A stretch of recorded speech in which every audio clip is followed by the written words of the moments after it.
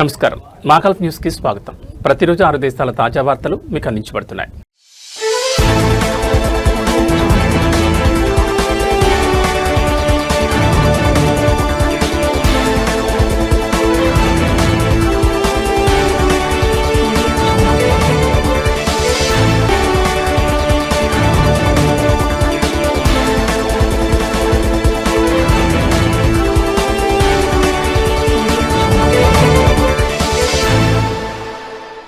సెలవులు ముగించుకుని యూఏఈకి తిరిగి వస్తున్న పౌరులు, నివాసితులు, సందర్శకులకు సులభమైన, వేగవంతమైన ప్రయాణ సేవలు అందించేందుకు Dubai general directorate of residency and foreigners affairs తన సన్నద్ధతను మరింత పెంచింది. దుబాయ్ విమానాశ్రయాల్లోని అన్ని ప్లాట్ఫామ్లు, ప్రయాణికుల సేవా కేంద్రాల్లో సిబ్బంది మరియు కార్యకలాపాలను సమర్థంగా నిర్వహించేందుకు ప్రత్యేక ఏర్పాట్లు చేసినట్లు జీడీఆర్ఎఫ్ఈ తెలిపింది. సెలవుల అనంతరం పెద్ద సంఖ్యలో ప్రయాణికులు దుబాయ్కి తిరిగి వస్తున్న నేపథ్యంలో విమానాశ్రయాల్లో రద్దీని సమర్థంగా నిర్వహించడం, ప్రయాణికులకు అవసరమైన సేవలను ఎలాంటి అంతరాయం లేకుండా అందించడం లక్ష్యంగా ఈ చర్యలు చేపట్టినట్లు అధికారులు వెల్లడించారు. పౌరులు, యూఏఈ నివాసితులు, విదేశీ సందర్శకులకు సాఫీగా ప్రవేశ ప్రక్రియ పూర్తయ్యేలా అన్ని ట్రావెల్ అవుట్లెట్లలో కార్యాచరణ సన్నద్ధతను బలోపేతం చేసినట్లు జీడీఆర్ఎఫ్ఈ పేర్కొంది.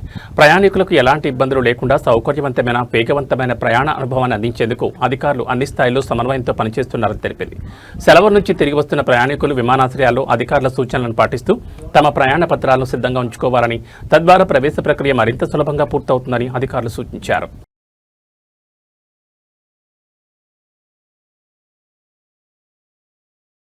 డిజబుల్డ్ పర్సన్స్ హక్కుల ఉల్లంఘనపై సౌదీ అరేబియా ప్రభుత్వం కఠిన చర్యలకు శ్రీకారం చుట్టింది. వికలాంగుల సంరక్షణ అథారిటీ నిబంధనలు ఉల్లంఘించే ప్రభుత్వేతర సంస్థలపై తనిఖీలు, పర్యవేక్షణతో పాటు జరిమానాలు విధించే అధికారాలను నేరుగా అమలు చేయడం ప్రారంభించింది. డిజబుల్డ్ పర్సన్స్ హక్కుల చట్టంలోని ఆర్టికల్ 25ను ఉల్లంఘించే సంస్థలపై చర్యలు తీసుకునేందుకు ప్రత్యేక కమిటీని ఏర్పాటు చేసినట్లు ఏపీడీ వెల్లడించింది.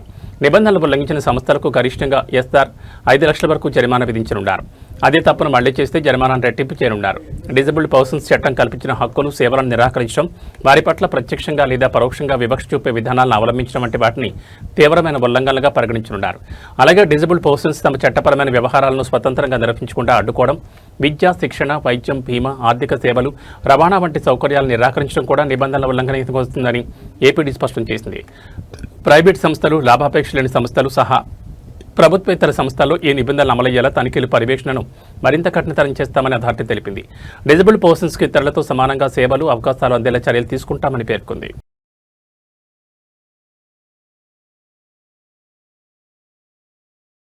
మీ పేరుపై ఎన్ని మొబైల్ నంబర్లు, టెలికమ్యూనికేషన్ సేవలు నమోదై ఉన్నాయో ఇక సులభంగా తెలుసుకోవచ్చు. Communications and information technology regulatory authority Sahl ప్రభుత్వ సేవల యాప్లో మై నంబర్స్ పేరుతో కొత్త సర్వీస్ను అందుబాటులోకి తీసుకొచ్చింది. టెలికాం సంస్థల సహకారంతో ప్రారంభించిన ఈ సేవ ద్వారా పౌరులు, నివాసితులు తమ పేరుపై వివిధ టెలికాం ఆపరేటర్ల వద్ద నమోదైన అన్ని ఫోన్ నెంబర్లు, కమ్యూనికేషన్ సేవలను ఒకే చోట చూసుకోవచ్చు. వినియోగదారులు తమ వ్యక్తిగత వివరాలను సులభంగా ధృవీకరించడంతో పాటు డిజిటల్ అవగాహన పెంచడం, పారదర్శకతను మెరుగుపరచడం, వ్యక్తిగత డేటా గోప్యతకు మరింత రక్షణ కల్పించడం ఈ సేవ ప్రధాన ఉద్దేశమని సిఐటిఆర్ఏ తెలిపింది. తమ పేరుపై నమోదైన ఫోన్ నెంబర్లను సహాల్ యాప్ ద్వారా పరిశీలించాలని అధికారులు సూచించారు. వ్యక్తిగత సమాచారం సరిగ్గా ఉందో లేదో తెలుసుకోవడంతో పాటు తమ అనుమతి లేకుండా ఏదైనా నంబర్ నమోదై ఉంటే గుర్తించేందుకు ఈ సేవ ఉపయోగపడుతుందని పేర్కొన్నారు.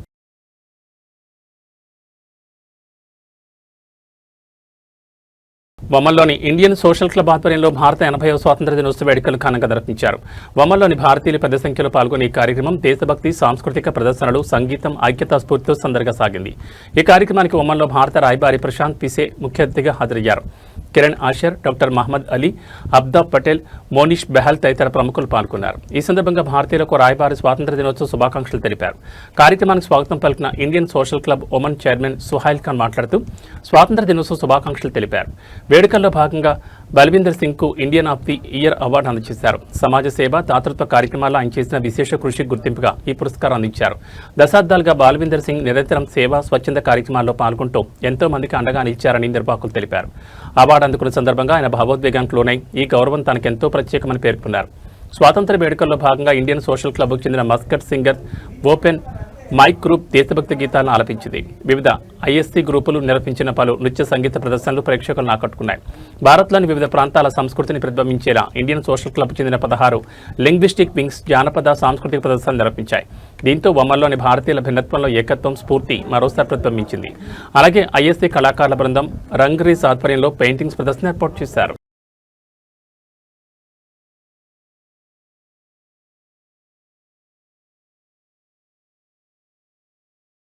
హమద్ అంతర్జాతీయ విమానాశ్రయం ప్రయాణికులకు ఉచిత షటిల్ సర్వీస్ను అందిస్తోంది. ఈ సర్వీస్ ప్రతి 15 నిమిషాలకు ఒకసారి అందుబాటులో ఉంటుందని విమానాశ్రయ అధికారులు తెలిపారు.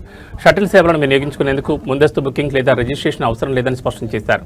తక్కువ సమయంలో విమానాలు మారాల్సిన ప్రయాణికులు ఎక్కువ లగేజ్తో ఇబ్బంది పడేవారు, విమానాశ్రయంలోని వివిధ కాన్కోర్సుల మధ్య ఎక్కువ దూరం ప్రయాణించాల్సిన వారికి ఈ సేవ ఎంతో ఉపయోగకరంగా ఉంటుందని హమద్ ఇంటర్నేషనల్ ఎయిర్పోర్ట్ తెలిపింది.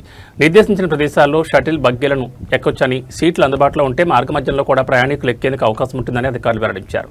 ప్రత్యేక సహాయం అవసరమైన ప్రయాణికుల కోసం ప్రత్యేక అసిస్టెంట్ సర్వీస్ కూడా అందుబాటులో ఉందని తెలిపారు. అవసరమైన వారు విమానాశ్రయ సిబ్బందిని సంప్రదిస్తే తగిన సహాయం ఏర్పాటు చేస్తారని పేర్కొన్నారు. షటిల్ సర్వీస్ ద్వారా ప్రయాణికులను ఇమిగ్రేషన్ ఎస్కలేటర్ల సమీపంలో దింపుతామని హమద్ అంతర్జాతీయ విమానాశ్రయం వెల్లడించింది.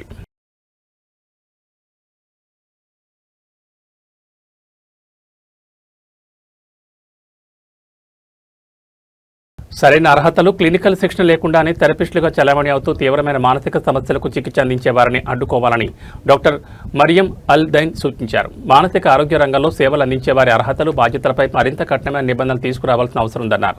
ఎవరు రోగులను నిర్ధారించాలి, ఎవరు మానసిక పరిస్థితిని అంచనా వేయాలి, ఎవరు చికిత్స అందించాలి అనే అంశాల్లో స్పష్టమైన నిబంధనలు ఉండాలని ఆమె పేర్కొన్నారు. సైకాలజిస్టులు, థెరపిస్టులు, కౌన్సిలర్లు, కోచ్లు, అనుమతి లేని వ్యక్తుల మధ్య తేడాను ప్రజలు సులభంగా గుర్తించేలా వ్యవస్థ ఉండాలని చెప్పారు.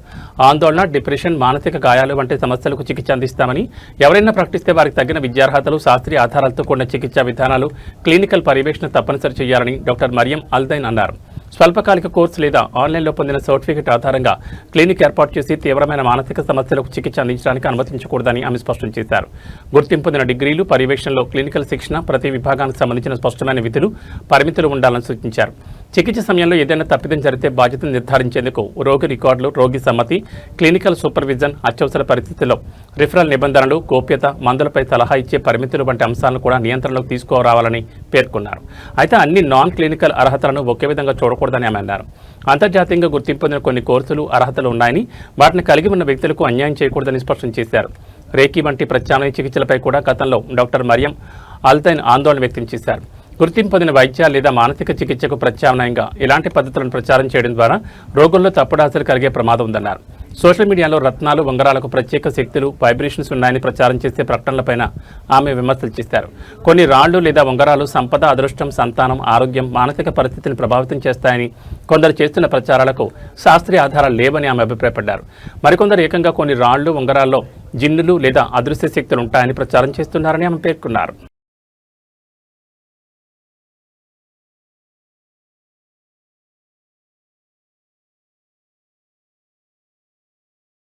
ఇవి మా కల్ప్ న్యూస్ విశేషాలు. మరో బులెటిన్లో మళ్ళీ కలుసుకుందాం. నమస్కారం.